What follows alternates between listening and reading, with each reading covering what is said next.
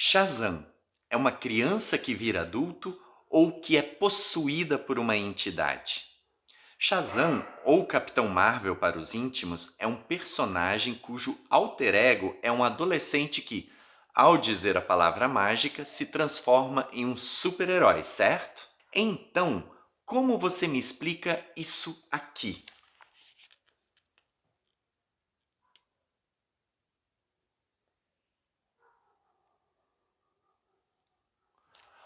Ou ainda, isso aqui?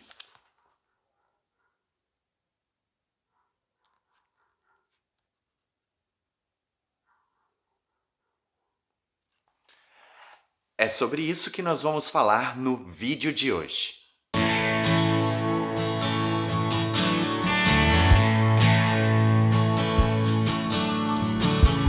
Gente querida, eu espero que tudo esteja bem com vocês.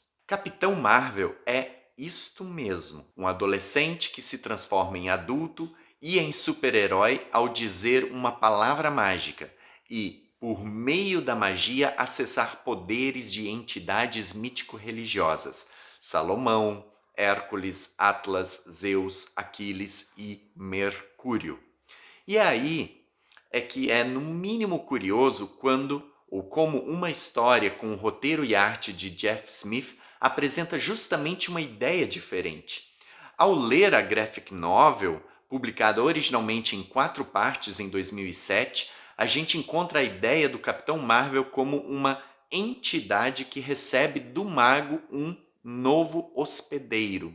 No caso dessa história, Billy Batson não seria o alter ego do Capitão Marvel, mas um cavalo, para usar um termo do sociólogo Roger Bastide, que recebe o Capitão Marvel, né, que incorpora o Capitão Marvel. Isto é, na história, há a ideia de que o Capitão Marvel seja uma espécie de espírito protetor que é invocado por um hospedeiro, o qual é possuído por esse espírito. E essa possessão ou incorporação é uma característica presente, por exemplo, em religiões politeístas, em religiões de matriz africana, no espiritismo ou mesmo até em certas vertentes de religiões monoteístas, como no próprio caso do cristianismo. Essa ideia de incorporação e possessão também remete à experiência mística da mediunidade e recebimento de entidade espiritual, como ocorre no xamanismo. Entretanto, no xamanismo, a incorporação não é tanto compreendida como uma posse, porque o xamã consegue controlar a entidade. Agora, já na história de Jeff Smith, Billy Batson não possui controle sobre o Capitão Marvel, até que o próprio super-herói decida se desincorporar de Billy Batson por meio então da palavra mágica. Durante esse processo de incorporação, o corpo é transfigurado, como também acontece em certa medida, a gente poderia dizer assim, nas religiões mediúnicas, que apresentam então elementos como transe, possessão e incorporação. Só que, no caso dessa história do Capitão Marvel, é uma transfiguração muito significativa, porque é tipo magia hardcore mesmo, né? Porque o corpo muda, as vestes mudam e o poder se manifesta. Mas então, o Jeff Smith bagunçou a história do Shazam, do Capitão Marvel? Tipo, fez uma confusão com o legado do personagem? Desonrou sua história? Não. O pior que não, e isso por duas razões. A primeira delas é a seguinte: para desenvolver a história, Jeff Smith leu os quadrinhos da Era de Ouro do Herói, em especial a saga original da Sociedade dos Monstros, e assistiu à cinesérie de 1941. Nas primeiras histórias da Wiz Comics, ele percebeu que Billy Batson era muito mais jovem que nas versões mais recentes do personagem e que quando ele se transformava em um adulto, ele adquiria uma nova personalidade, uma personalidade diferente. Afinal, vamos e venhamos, o carinha recebia a sabedoria de Salomão, não é mesmo? E aí o que aconteceu?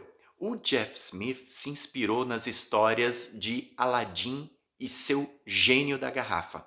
E ele disse o seguinte: eu fiquei pensando, o que é esse super-herói? Ele é uma palavra mágica. Eu comecei a procurar palavras mágicas e me deparei com Alakazam, que é o que Shazam evoca sonoramente. Eu comecei a observar Aladdin e os gênios. Na minha cabeça, Capitão Marvel é um tipo de gênio de Billy Batson que ele consegue tirar para fora da garrafa ao dizer Shazam.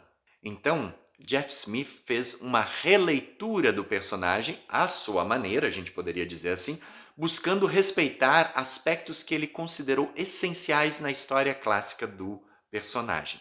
Mas a gente poderia dizer que também não é só isso. E aí a gente chega na segunda razão, que é a chamada teoria do limbo. Mas o que é essa teoria do limbo? A teoria do limbo é uma teoria que surgiu dentro da comunidade de fãs por meio da sessão de cartas, né, e correspondências e outros espaços de discussão da comunidade, a partir de duas cenas. Uma da Wiz Comics número 11, de dezembro de 1940, e outra da Wiz Comics número 53, de abril de 1944.